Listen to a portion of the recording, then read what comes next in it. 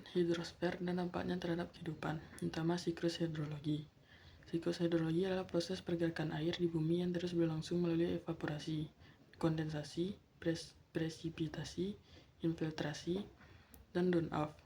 Tahapan siklus hidrologi. Yang pertama, evaporasi. Evaporasi adalah penguapan air dari permukaan bumi, seperti laut, danau, sungai ke atmosfer. Yang kedua, transpirasi, penguapan air dari tanaman. Yang ketiga, kondensasi, uap air berubah menjadi awan.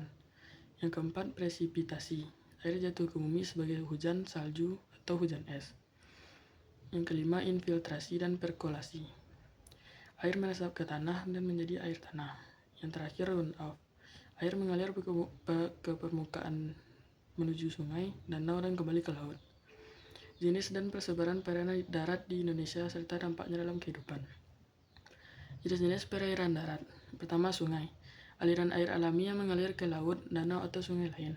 Yang kedua, danau. Cekungan besar yang berisi air, bisa berbentuk karena aktivitas vulkanik, tektonik, atau glaster. Yang ketiga, rawa.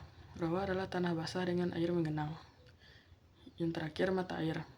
Air yang keluar dari dalam tanah. Selanjutnya adalah persebaran perairan darat di Indonesia. Yang pertama, sungai besar di Sumatera.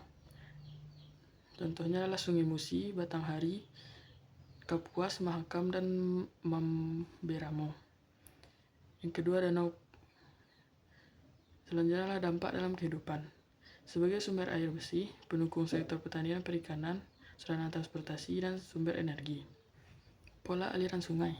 Pola aliran sungai dipengaruhi oleh bentuk permukaan bumi.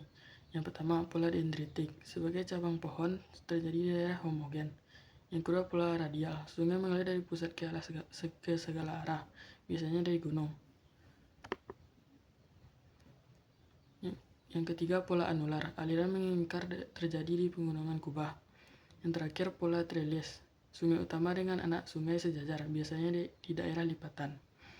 Daerah aliran sungai atau DAS. Pemanfaatan dan pelestariannya. DAS, wilayah daratan yang air hujannya mengalir menuju satu sungai utama. Pemanfaatan DAS, pengelolaan irigasi pertanian, pembangunan PLTA, pengendalian banjir. Pelestarian DAS, yang pertama reboisasi, yang kedua pengelolaan sampah, kompostasi tanah dan air, pembuatan terasering di lereng curam.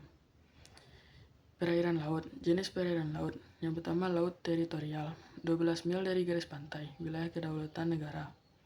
Yang kedua, laut Nusantara, laut di antara pulau-pulau Indonesia. Yang ketiga, laut Z, zona ekonomi eksklusif, 200 mil dari garis dasar, negara berhak mengelola sumber daya. Dan selanjutnya adalah manfaat laut. Yang pertama adalah sumber ikan dan hasil laut lain, jalur transportasi dan perdagangan, tempat pariwisata dan konservasi. Balai Pengelolaan DAS dan Pusat Penelitian Oceanografi. Pertama, Balai Pengelolaan DAS, instansi pemerintah yang mengelola dan menjaga keseimbangan ekosistem DAS.